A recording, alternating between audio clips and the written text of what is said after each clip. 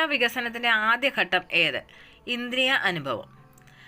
ശബ്ദവും വിന്യാസ രൂപവും ചേർന്നതാണ് ഡാഷ് ഭാഷ.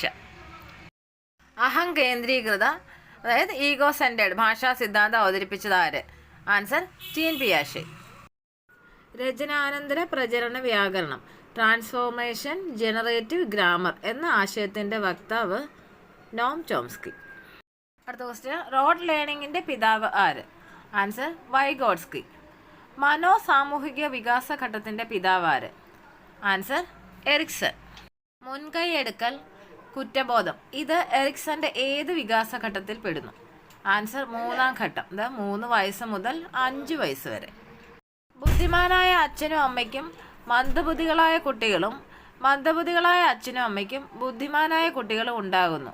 ഇത് മെൻഡലിൻ്റെ ഏത് പാരമ്പര്യ നിയമത്തിൽ പെടുന്നു? ആൻസർ വിചലന നിയമം.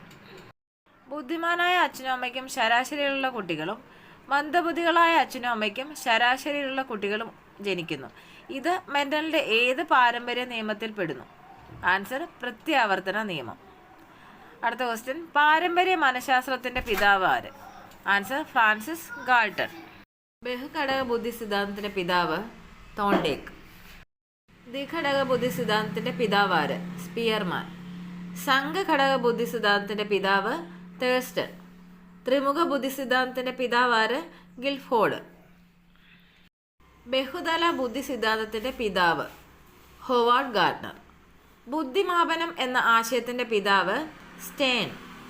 ആദ്യമായി ബുദ്ധിമാപന പരീക്ഷണം നടത്തിയത് ആൽഫ്രഡ് ബിനെറ്റ്. ഇന്ത്യയിൽ ആദ്യമായി ബുദ്ധിമാപന പരീക്ഷണം നടത്തിയത് ഡോക്ടർ CH റൈസ്. IQ 120-നും 139-നും ഇടയിലുള്ളവരാണ് അതിബുദ്ധിമാൻ. IQ 70-ൽ താഴെയുള്ളവരെ എന്ത് പേരിൽ അറിയപ്പെടുന്നു? മന്ദബുദ്ധികൾ. IQ 25-ൽ താഴെയുള്ളവരാണ് ഇഡിയറ്റ്സ്. വൈകാരിക ബുദ്ധിയുടെ പിതാവ് ഡാനിയൽ ഗോൾമാൻ. IQ 140-ൽ കൂടുതലുള്ളവരെ എന്ത് പേരിൽ അറിയപ്പെടുന്നു? പ്രതിഭാശാലി. ആവർത്തിച്ച് പഠിക്കുന്ന പഠന രീതി സ്ഥൂല പരിശീലനം. ഒരു കാര്യം മനസ്സിലാക്കിയതിന് ശേഷം ആഴ്ചയിലോ മാസങ്ങളിലോ ഇടവിട്ട് പഠിക്കുന്ന പഠന രീതി ഏത്? വിതരണ പരിശീലനം. JS ബ്രൂണറുടെ സിദ്ധാന്തത്തെ ആസ്പദമാക്കി ആവിഷ്കരിച്ച ബോധന മാതൃക ആശയദാന മാതൃക. ചോദ്യോത്തര രീതിയുടെ ഉപജ്ഞാതാവ് സോക്രട്ടീസ്. ഗാൾട്ടൺ രീതി ആവിഷ്കരിച്ചത് ഹെലൻബർഗ് ഹേസ്റ്റ്.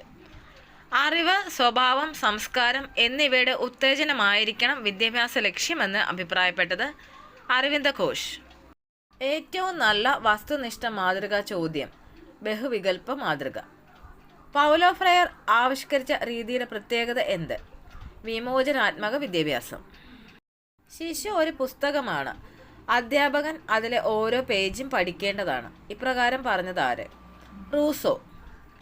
ക്ലിനിക്കൽ രീതി കൂടുതൽ അനുയോജ്യമായത് വ്യക്തിപരമായ പ്രശ്നങ്ങൾ കൈകാര്യം ചെയ്യുന്നതിന്.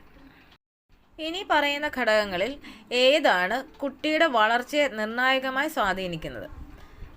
ഓപ്ഷൻ എ പാരമ്പര്യം, B school, C peer group, D ജന്മസ്ഥലം. ഉത്തരം പാരമ്പര്യം. വ്യക്തിഗത മനഃശാസ്ത്ര മേഖലയിൽ സംഭാവനകൾ നൽകുന്നതിൽ പ്രശസ്തനായ ഇനി പറയുന്ന ശാസ്ത്രജ്ഞൻ ആരാണ്? Option A Galton, B Anastasi, C Freeman, D Thorndike. Answer Galton.